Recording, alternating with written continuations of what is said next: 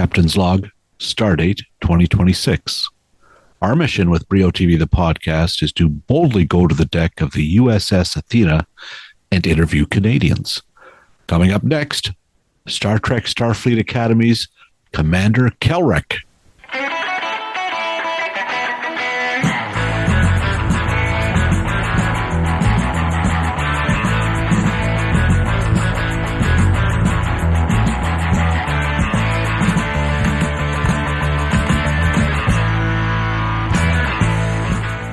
Hi, everybody. Bill Brio here, and thanks for joining me. And today, as my guest, I've got somebody I've been really looking forward to talking to for quite a long time. He's an actor, of course, but also a producer, a writer, and a musician. He's born in Manchester, raised in Ottawa, graduate of the National Theatre School of Canada. His stage credits could fill a whole podcast episode. But boy, the one thing that stands out is his one-man performance of Hamlet, which he's performed all across Canada. Sticking to TV and film, he's been in Ken Finkelman's The Newsroom, around 300 episodes of the Canadian soap opera Train 48, and then everything from Hudson and Rex, Murdoch Mysteries, Rookie Blue, Republic of Doyle, Suits, Traders, on and on. He can be heard singing the blues as the front man of Raoul and the Big Time, which kind of gives him away. Recently, you've seen him on the Crave series The Trades, and now he's in Toronto working on season 2 of the Paramount Plus hit Star Trek Starfleet Academy. Shields up, everybody. It's Raoul Bhaneja. How are you? I'm good. How you doing? Good, man. Great to see you. Thank you for reaching out. No, my pleasure, Raoul. It's been you've been on my list for a while. We've talked before, but never really done a good, solid interview. So I'm really happy you're able to do this today. And congratulations on everything. It's exciting news. We might as well jump right into the Star Trek stuff first. Let me just adjust my screen here a bit. Are you in Toronto? Yeah, I'm at home in Toronto right now because we're still shooting season 2. Yeah, that's fantastic. So we've got another month, we're just about to launch into this episode 10, season 2, so season finale. Yep. Wow, 10 more episodes. That's great. Each one is like a movie. I'm astounded. It is. No, I mean, it's incredible, like man. A big budget film. I mean, I watched the first 2 the other day, and wow, really impressive. And I have to say right up front, I don't know about you. When I grew up, I was a little kid when the original Star Trek came on. Mm-hmm. And so I was like 8 or 9, and I just never got into it. I watched Lost in Space instead. I watched Get Smart or Batman, right? All great shows. Yeah, exactly. So I never was a Star Trek fan until Discovery. Wow. Yeah, I know. And Sandra here, she was a big fan of The Next Generation. So yes, Picard was her captain. But I thought Discovery... Michael Burnham was yours. Well, kind of, but I just thought it was like this series a bit. It was really advanced in terms of visuals and sound, and it was crazy impressive. This takes it another level. Star Trek Starfleet Academy. It really is a knockout to watch. And so congrats. And what a cast, right? So it's amazing because we've had I had the chance to see the pilot 3 times on the big screen. And each time the screen got bigger and bigger. The New York premiere was at the American Museum of Natural History. Wow. On a giant screen. And I think they had brought in specific sound equipment that didn't exist there for the premiere. And, I can tell you, sadly at this, where we're at right now, I suppose, is a lot of people, watch TV shows on their phone while sitting on the toilet. But to see it on a giant screen, it was pretty impressive to see how the visuals and the effects held up. It's really something else. I've got a nice big 65-inch screen. I just got it, last Boxing Day, finally. Nice. Upgraded from the 42. And I thought this is worth the investment right here because it really shows every inch of the screen. And And there's a lot going on in the background. There's a big cast. There's a lot of sets. So it's cool to see. But anyway, tell us how you became Commander Kelrec. Is that how I pronounce it? That's right. Yeah. And he's sort of the head of this army nation, right? That is part of the Federation now. These guys are they got the cool uniforms. Yeah, the War College was established post-burn for the training of Starfleet officers. And they have this campus now back on Earth because Earth at some point rejoined the United Federation of Planets. And so the War College, couldn't tell you exactly how many years, but it's been reopened on Earth and in space, I'm sure, at some point. And Commander Kelrec, or Chancellor Kelrec, he's commander rank, but his title is Chancellor of the War College. He's been the head of the War College for a long time. And the series basically kicks off with, the Federation deciding to reopen Starfleet Academy on the campus in San Francisco where it was, in the before the burn. And, Kelrec is basically told, you get to keep your War College, but it's going to now be under the same kind of umbrella as Starfleet. And you're going to work together with this new chancellor and basically be co-principals as opposed to principal and vice principal. Yeah. And you can imagine how in any high school that probably wouldn't go great. Right. For someone. It's kind of heartening to see, though, that even into the 33rd century, the Golden Gate Bridge is still standing in, in the San Francisco harbor there. I thought that was, well, along with 100-story condos or whatever, right? Yes, I guess they figured out how to build that high when there's earthquakes, and it's not really going to be an issue. Right, yeah. There are some, in downtown LA, there are some skyscrapers that basically are able to do that if a big earthquake comes. But I'm sure by the 32nd century, they figured out all kinds of stuff. Yeah, it's pretty cool. Set phasers on pause while we beam up the following message from our sponsor.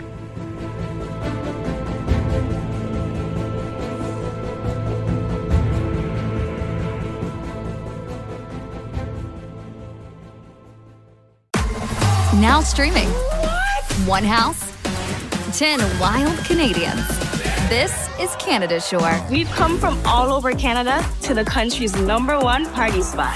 It's gonna be next level. Better get ready. I love to start a fire. So ready to show it all, baby. There goes the neighborhood. Is someone here? The boss is here. Canada Shore, now streaming on Paramount Plus.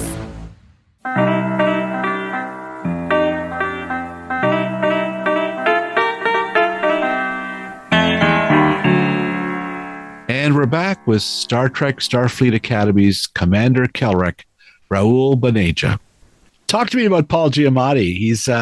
He just chews that spaceship to bits, man. He's like a Batman villain. I loved it. He comes in there and Unleashed. He's half Vulcan or half Tellarite and half Klingon. Half Klingon. So he's got the aggression, but he can still show it. Yeah. It must be fun to watch, right?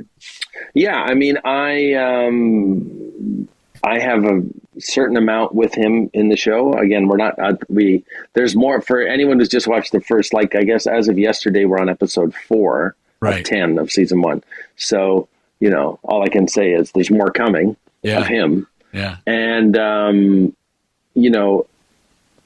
any day I was on set where he was on set, I would just go sit at the monitors and watch him and Holly do their thing. You're watching two masters with a huge deal of experience who've been doing it for 40 years. You're watching them go head to head, and they have very different styles in terms of how they act and what they do. And just to watch the two of them tango was a total treat. It is. It works. It was fun watching her curl up like a kitten in the captain's chair when he's breathing down her neck. I guess Stephen Colbert. I watched this and didn't realize it till later. That was his voice. He's one of the He's the digital dean of students. Yeah. Did you get a chance to talk to him or meet him at all? Or well, it's cool. He wasn't around for any of our on-set work because that's all done in post-production. Right. But at the premiere in New York at the American Museum of Natural History, my wife Brigitte was with me, and I was talking to somebody else, and I turned my head, and she just went pointing, and I look over, and there's Colbert with his son. So I tried to be pretty cool that night. Like Kate Mulgrew was there, Ethan Phillips was there. There were a lot of Star Trekky people there, and I just tried to keep pretty cool. But I talked to Stephen Colbert for about 35 seconds, and I was like, "Hey, can we get a selfie?" I was like, "I have to take a picture with you." You're not only this great talk show host and this guy who loves theater and talks about theater all the time in his thing, but you're also at like the center of the entire sort of cultural moment in the U.S. right now. And so I did get a selfie with Stephen Colbert because I had to. Well, let's talk a bit about that. We'll get back to the other cast, but just the other intriguing part about this series, the Starfleet Academy, is it's very much in the conversation. We're reading, on the news, there's people being rounded up on the streets of Minneapolis and all over different places by ICE to be kicked out of America and all this stuff. This is a show that sort of shows everybody getting together. The cast, all these cadets, they're not just black and white. They're green. They're purple. They're Klingon. It's actually. I think the Globe and Mail just did a story about how it's a much needed pop cultural defense of the humanities and Klingonites, Klingonities and Vulcanities. But that it's kind of moving to watch this, and it feels very natural and hopeful and modern, right? Yeah, I mean, I think in many ways it adheres to the core tenets of the Roddenberry philosophy. Right. And I will say that despite what some online commentators may think or say, that is pretty central to a lot of the conversations that I think happen around the show in terms of what are the stories going to be, what are the relationships going to be. And, I've also never been in a show that had the richest man in the world comment on it, and Stephen Miller commented on it either on Twitter. It's very, like, there's this weird thing happening where the show is also sort of in the middle of the U.S. culture wars in its woke or anti-woke debate. Yeah. And of course, there's some people who, like or don't like the show. And then there's some people who have attached themselves to commentary for clicks, of course, like anybody on YouTube would who's trying to make a living. I get it. It's a cultural property that you can make money off by, if you post a video saying Starfleet Academy is my favorite show, you're going to get 1,000 views. If you post a thing saying Starfleet Academy is a woke disaster, you get 1 million views. So right.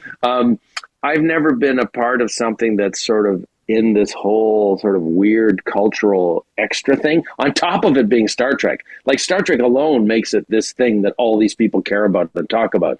And now there's this whole extra layer to it. And a lot of it is centered around, the conversation is centered around, is this Roddenberry's kind of progressive, or is it some other kind of like agenda-based wokeness?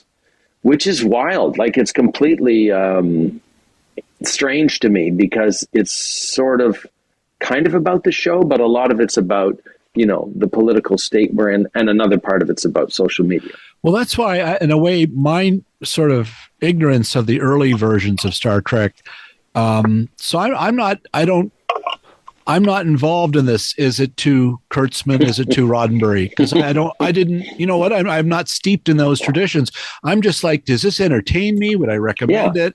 And boy, I mean, I think sometimes you can be too into a show, right? And it can. Well, and this is the show of the there is no show that has fans like this. I mean, it's 60 years of shows. 100, not just movies and modern series. It's like hundreds and hundreds of hours of shows. I mean, it's interesting. I'll read commentary, and there's people who are like, I haven't really liked, these are people who are on forums who talk about it all the time. there's people who basically say, yeah, like I haven't really liked any Star Trek since about 1996. Like, oh my God. Missed the best ones. And you still watch it? Yeah. Like you still participate in it? But, that's how some people feel. So, I mean, it's unlike anything I've ever been involved in because, part of the problem we have in Canadian television and film is trying to get anyone to give a crap about any of it and have an opinion on any of it. And here you are, and I'm on the absolute reverse in this show where Elon Musk is tweeting about its wokeness. And, he's the richest man in the world with 225 million Twitter followers. Right. What is going on? Yeah. Wow. Well, I think it rattles them because this is a view of the future. And that's not, they'd like to go back to when America was great again. But original series, as far as I understand, was one of the only shows that Martin Luther King would let his kids watch. Right. Well, Because he talked to her into sticking to her job, Nicole. That's right. That she wanted to quit. And he literally reached out to her and said, "You're the example. Are you kidding? Do not leave this series." Yeah. And I do think that original cast in 1966, you weren't seeing such diversity on the Beverly Hillbillies. I mean, it was revolutionary. Good for him. Pavel is like they didn't have a Russian Jed. No.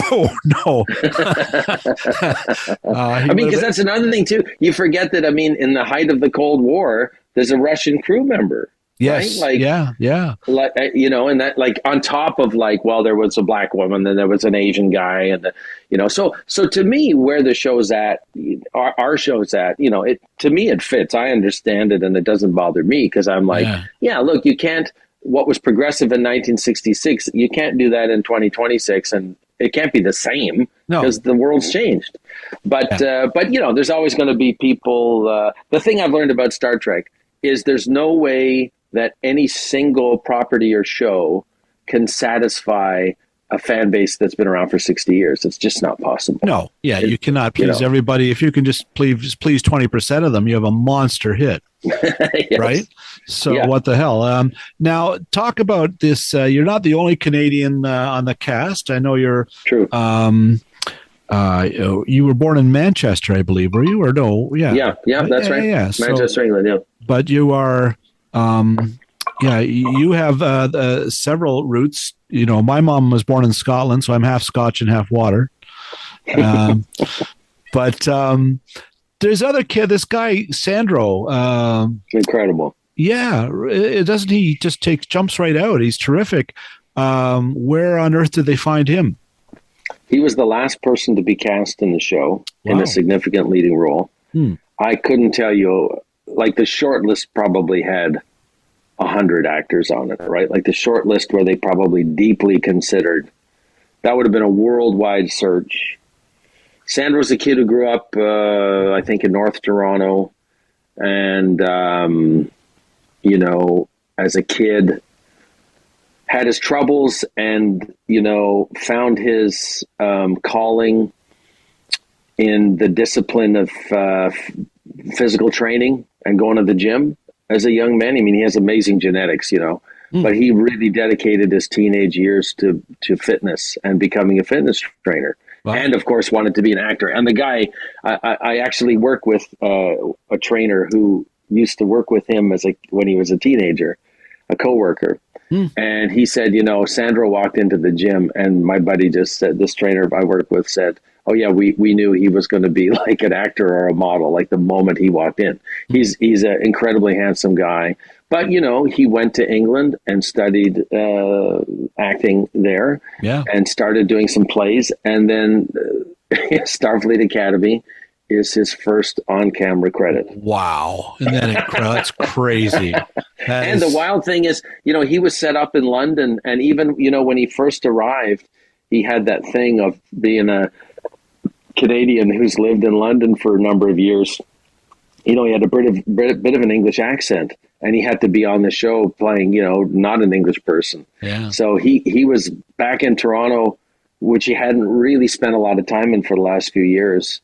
And, here he was back at home on a giant show as the lead in his first on-camera job. and I think he's done incredible. I mean, he's a very obviously very skilled actor, but he's also a natural. You know, the camera just looks at him, and there's no mistake how he got cast. The camera loves the guy. Yeah. And one of the things that impressed me about Sandro, and I couldn't say I had that ability at his age or that stage in my career necessarily, was he, even though he's playing the character in these incredibly high stress situations and all that, he understands innately how little you have to do with your face and body, and how much your emotions and your intent will read on screen. You know, he's not a young actor who's there like he's not. Right, he doesn't overact. Right. Yeah, you know, no, which you're is right.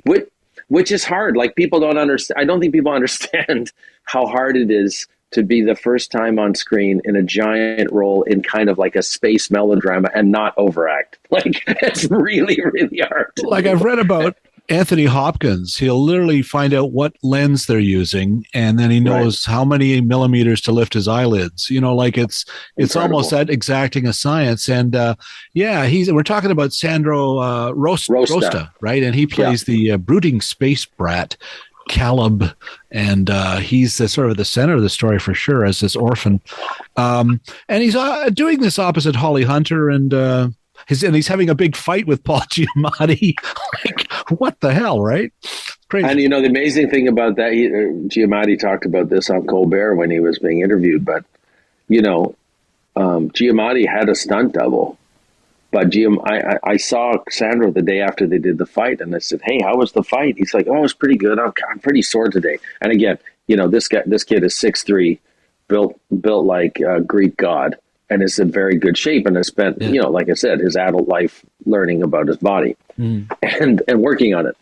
And I said, "Oh, how was Giamatti? Like, did he use the stunt double?" He's like, "No, Giamatti did the whole fight." Did he really? He did the whole fight. And then on Colbert, Giamatti was like, "Oh, at the end, they said, wow, we were so impressed he didn't use the stunt double." And he was like, "I could have used the stunt double," but I think he's joking. I think he's a guy who, that's Giamatti though, man. Like, that's a funny line. He's incredible. He's really incredible. And he did that entire fight, which again, for a guy who's like 60, to be fighting a kid who's 30, 25, sorry. Yeah, no, it's ridiculous. It's a pretty lively scene, amazing. No kidding. It's great. And there are other Canadians, aren't there? Isn't Tatiana plays his mom, right? Yes, Tatiana Maslany, she plays his mom. There's an actor from Toronto, Romeo, who plays Occam, the Betazoid brother of Terima Sadal. Oh, really? Okay. Yeah, and he's wonderful in the show, and he kind of is a character that I think is going to become, by the end of the season, I think he's going to be an audience favorite. He brings a whole other kind of vibe to it, and so and then of course a lot of the bridge crew are Canadian actors. Some of the guest stars in episode 4, the great Stratford actor and musical theater actor David Keeley. He plays the Klingon X of Holly Hunter. He's amazing. Yeah, so there's quite a few Canadians populating the show here and there, for sure. How'd you like to have a Klingon X? I think that's right there. There's a whole other show. The Klingon X. Yeah. I haven't seen episode 4 yet. I can't wait to watch those scenes because David is such a great actor. And when he told me he got it, I was just thrilled. His stuff's cool. With Holly, so I'm looking forward to that. Well, it's very exciting to watch. We'll be right back with more from Raoul Bhaneja.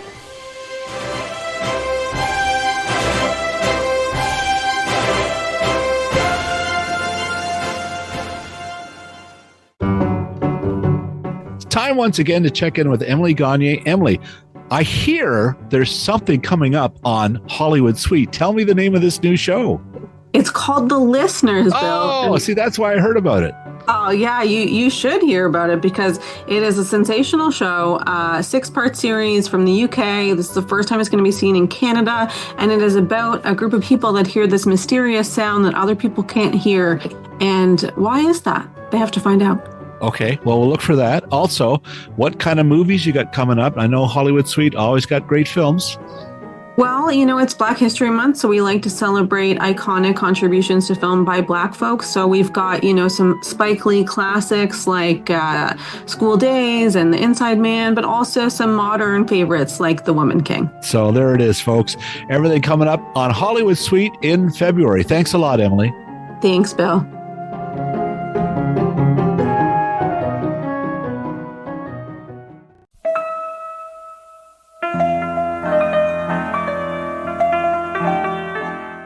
Once again, here's Raoul. Now let's talk a bit about you. My God, I'd love to do this just to go through some credits because I've been covering TV for a long, long time. And you and I think, have met once or twice on a couple of these. Yeah, sure. Not the newsroom, though. That's going way back. And with Ken Finkelman and all those guys. Do you have many memories of working on that show? I remember we shot inside the CBC building, which at that time was fairly new. And I remember I was up in the casting office on my, I'd taken the train in from National Theatre School. I had a couple days off where I was given permission to leave to go shoot, which they didn't let you normally do. Wow. But my Ottawa homegirl, Sandra Oh, had been allowed leave to go shoot 3 years, but I had 2 years, 3 years before me. Yeah. So I said, well, you guys did let Sandra go shoot, The Diary of Evelyn Lau. So she went off and did a whole TV feature, and then still graduated. And I'm like, they need me in Toronto for like 4 days. So can I please go? And I got cast by Robin Cook because I had done the Theatre Ontario audition showcase, which all the graduates of the theatre programs did. That was the first year of it. So I also said to them, hey, I didn't go looking for this job. The casting director came to me, and she came to me because they needed someone to play Pamela Sinna's younger brother. And Pamela Sinna, who ended up being on ER, and is a great actor and writer and screenwriter in her own right. They needed her, her Indian brother, and there weren't that many actors who could play her younger brother. So I remember going in there, and they just said, when I was about to go down, they said, we just want to warn you that this isn't like a lot of normal shows. And of course, I didn't know what a normal show was because this was my first screen credit. And they looked at me kind of seriously and almost slightly alarmed and said, there's a lot of improvisation on the show. And I had grown up doing improv. I'd been the national champion Canadian high school improv games for 2 years. Perfect. With my high school in Ottawa. And I just remember thinking, like, I immediately went, oh, that sounds cool. But I could see how CBC was kind of alarmed by that. So that was one of the main things I remember. And it was, it was really a cool experience. And that's 30 years ago this month. Wow. For people who may not remember the newsroom, there was an American show called that. This one was much more improv. It was more like Larry David's Curb Your Enthusiasm, or even Gary Shandling's show. You're right. It was a lot of improv in it, and that made it fun. Then you did an episode, I think, of Traders. Yes. Do you have a Hart Hansen story by any chance? He was the producer on that show. Maybe not. Yeah, I think I got that part because I wrote Hart a letter. Oh, nice. I used to get made fun of when I left theater school. When I first worked at the Blythe Festival, and Paul Thompson, the legendary Canadian theater director, would often find me in my off hours at one of the old, now old, but then kind of new, Apple computers, writing out letters to all the artistic directors in Canada to say, like, hi, I'm in a show at the Blythe Festival, and I've just graduated from the National Theatre School. Here's my photo and resume. Please hire me to be in your theater. So I was never shy about writing a letter, but I had a friend of mine who worked on Traders, Tim Southam, who's gone on to be the head of the DGC at one point, and is now, a world-renowned episodic director. He's shooting something in North Africa right now. Like Tim's, turned out to be kind of an incredible TV guy. And Tim was kind of a protege of Hart's and was a writer on it. Mm-hmm. And so I had written a letter to Hart saying how I thought, because I'd started to understand when I left school, like when I was an actor at National Theatre School, I never thought about diversity. I never thought about inclusionary casting. Right. Because in theater school, I played any part they gave me and it didn't matter. Right. And then when I got out, whether it was theater or TV, I realized, oh, I'm going to be restricted or confined to certain things because of how my face, my skin color, and my last name. And I started to realize kind of early on, like, ooh, this could be kind of tricky. So I think Tim gave me Hart's production office address, and I wrote him saying how I felt I was ready to be on the TV show like Traders, and that I thought it was a great opportunity to give people who looked a little different an opportunity to be on screen. Good for you. And I somehow got a part as Bill McDonald's character's assistant. I think I'm literally in two scenes. So, but yeah, that was kind of another sort of legendary show. And then I was in Twitch City around the same time, which is where I met Don McKellar and Bruce McDonald, which was sort of like, meeting indie royalty. Molly Parker, that's when I first met Molly. Daniel McIver was in that. Tracy Wright, late Tracy Wright. Let me back you up a bit here. Sure. Raoul, since you met these guys, and you're famous for doing Hamlet, a one-man show, how did you not end up on Slings and Arrows? Great question. I auditioned for it, but the part I auditioned for, I don't know why I auditioned for it, because I asked after the fact, and it was the part that Mark McKinney was always going to play. I have no idea why. I was very jealous. That's not the most jealous I've been, but that's among the most bitter I've been that I never got any role on that show. There was a character of Sanjay, which was on it. And after he read the script, Colm Feore said he wanted to play Sanjay. Oh, that bastard. So, that bastard Colm Feore. He's grabbing all. He's not satisfied being on another Paramount show. They wanted him to be some, some different character, and he read it, and I think he liked the Sanjay part. So I'm pretty sure that's what happened. But no, I was definitely bitter I was not on that show. And every time it comes up as like the greatest show ever made in Canada that still lives on, I'm always a little like, oh yeah, well. But I mean, Susan Coyne, I love Susan Coyne. Yeah. The people who made that show are great. And it was like Rachel McAdams was on it. My friend Luke Kirby, that was like a big one of the first shows Luke Kirby made an impression on. So, I'm thrilled for all the people who were on it. There's plenty of shows out there. That's true. But yeah, it just seems with your knowledge of Shakespeare, your training, and you would have been a great addition. My God, that show, for people who don't know, Slings and Arrows was sort of set in a Stratford-like place, and was it had a ghost to it, and it was just all about putting on that kind of Shakespearean show. I'd be at parties in LA and say I was from Canada, and TV people would say, Slings and Arrows is my favorite show. Like it was the heated rivalry of its day. So after a while, you would just say, "Yeah, sure, I was on that." Wouldn't you? I mean, you would. You were on Puppets Who Kill. Did you get killed? Let's go from the ridiculous to the extreme. And I'm so sorry here. Let me just. My phone is ringing here, and I just got to keep turning it off there.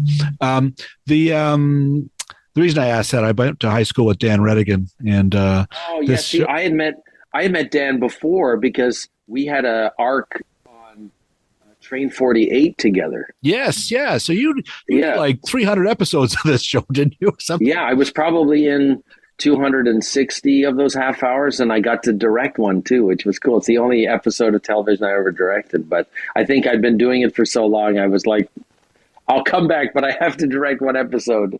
So that was an incredible experience. A daily Canadian soap opera made on a Canadian dime, but it was the only one that's ever happened, right? I think that like that. Yeah, I mean, there was and also I think one of the interesting twists on it was that the dialogue was improvised. So wow. we kind of borrowed. And we shot on the same stages where SCTV shot in Toronto, up at Global on Barbara Green. Did you really? Wow. So we kind of felt we'd get in every morning. The only people who would be there would be like, Peter Kent and Anwar Knight doing the weather.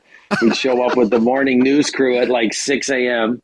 we'd shoot till 2, and then it would be 2 or 3, and then it would be on TV that night at 7 p.m. I mean, it was a completely wild TV experiment. And I had, when I was doing the blue carpet for Star Trek here in Toronto, I had 2 people say like, oh, yes, I remember you from Train 48. And I'm like, holy crap, that's 20 plus years ago. But, we did a lot of episodes. So for people who got into it, they did develop a relationship with those characters because we did 310 episodes in 2 years, 2.5 years. Yeah. You go on, you've got credits on just about every show I've ever written about. Little Musk, Flashpoint, Motive. Yep. Republic of Doyle. You went out to St. John's for that. That must have been fun. Well, and St. John's for me is a very special place because the first film I ever did, I was around Sandro's age, I guess. I did this film that ended up going to TIFF in 1998 called Extraordinary Visitor with Mary Walsh and Andy Jones. Oh my God. And I played John the Baptist opposite the two of them. So, I was in this crazy comedy directed by John Doyle, not John Doyle of the not the singer. Not the singer or that's Alan Doyle, not John Doyle of the Globe journalist.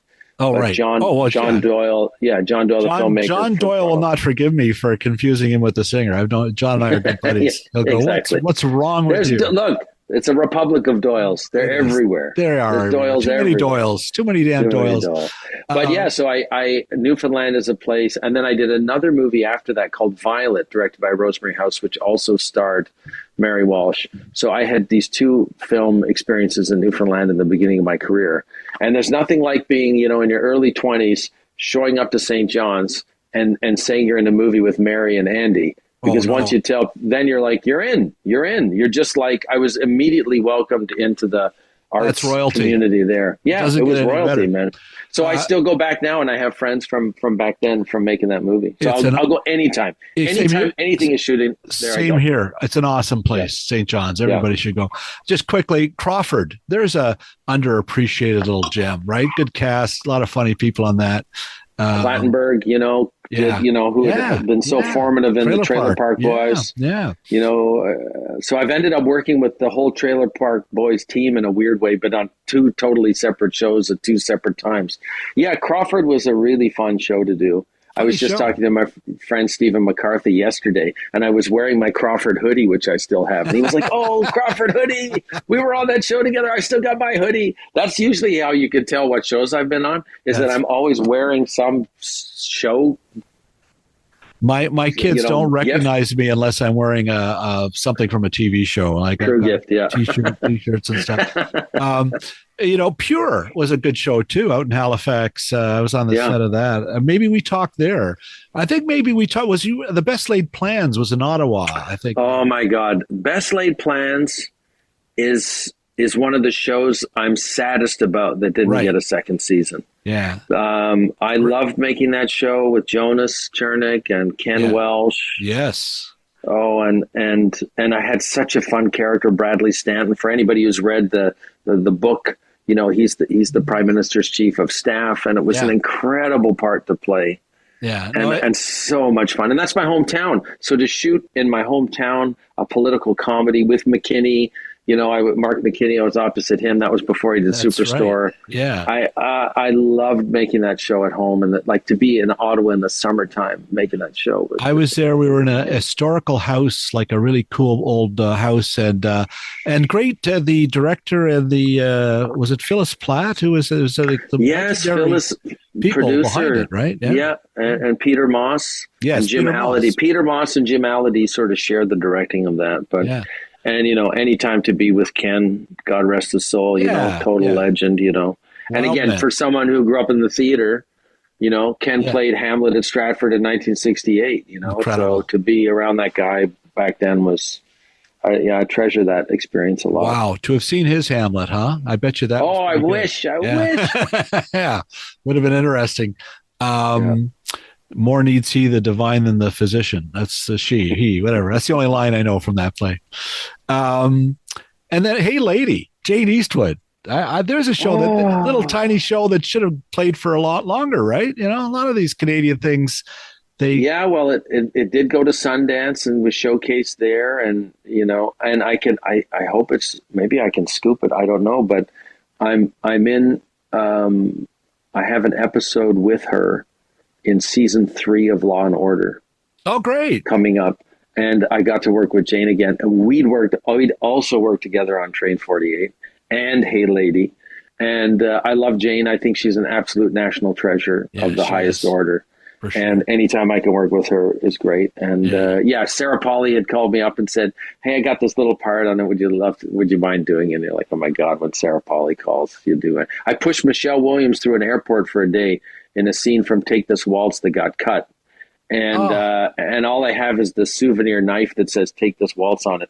But I got to spend the day with Michelle Williams, which was just amazing. She's a really incredible person and great actress. Fascinating and great actor. So that's a fascinating film too. It's a really amazing. Yeah, movie. I mean, she makes such great movies. I hear she's going to make another one soon. Oh, good. That's great. Listen, Raoul, I'm sorry.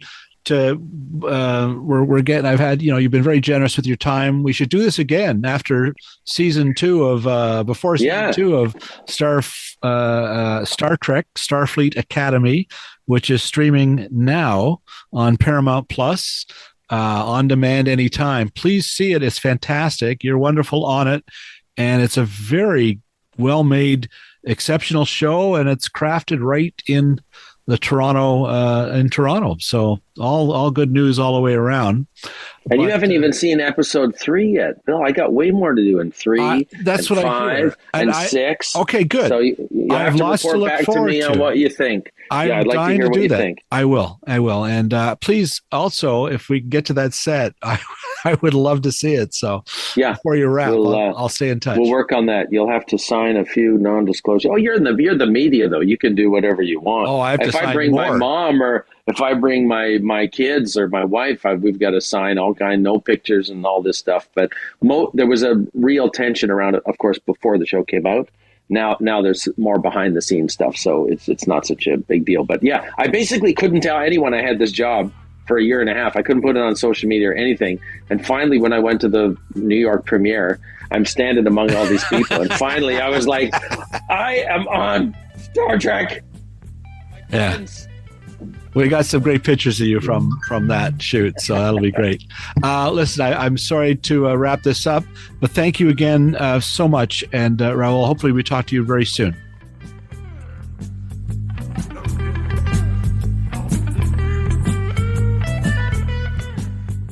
Well, thanks again to Raoul and all at Paramount Plus for setting up this interview. Paramount, of course, one of our valued sponsors here at Brio TV. My thanks, as always, to Phil Hong for getting this episode done at warp speed. Thanks, as always, to the guys who did the music that you hear on this episode, BJ Del Conte, Paul Boudra, and Stephen Dudley. And finally, thanks to you, listener. If you like what you've heard, please spread the word. I'm Bill Brio. Thanks for listening.